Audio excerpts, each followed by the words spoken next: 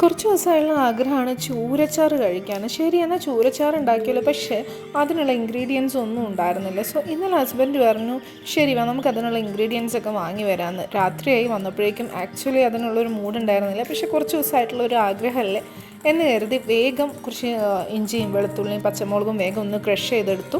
അതിനുശേഷം നമ്മൾ ചൂര നല്ലോണം കഴുകി വൃത്തിയാക്കി അതിലേക്ക് ഇച്ചിരി മുളക് പൊടി, മഞ്ഞൾപ്പൊടി, ഉപ്പ് എന്നിവ ചേർത്ത് നല്ലോണം മാരിനേറ്റ് ചെയ്ത് 15 മിനിറ്റ്സ് മാരിനേറ്റ് ചെയ്യാൻ വെച്ചു. അതിനുശേഷം അത് നല്ലെണ്ണയിൽ ഡീപ്പ് ഫ്രൈ ചെയ്തെടുത്തു.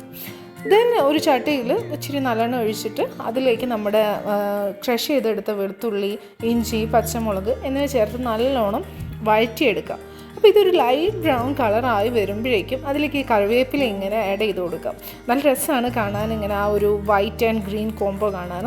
ദെൻ അത് കഴിഞ്ഞ് അതിലേക്ക് ആവശ്യത്തിന് വേണ്ട മഞ്ഞൾപ്പൊടി, ഉപ്പ്, മുളക് പൊടി, അതിൻ്റെ കടുകും അതേപോലെ ഉലുവയും ഞാൻ ഇച്ചിരി പൊടിച്ചെടുത്തിട്ടുണ്ടായിരുന്നു. ഇതെല്ലാം കൂടി ചേർത്ത് നല്ലോണം ഒന്ന് വഴറ്റിയെടുക്കുക.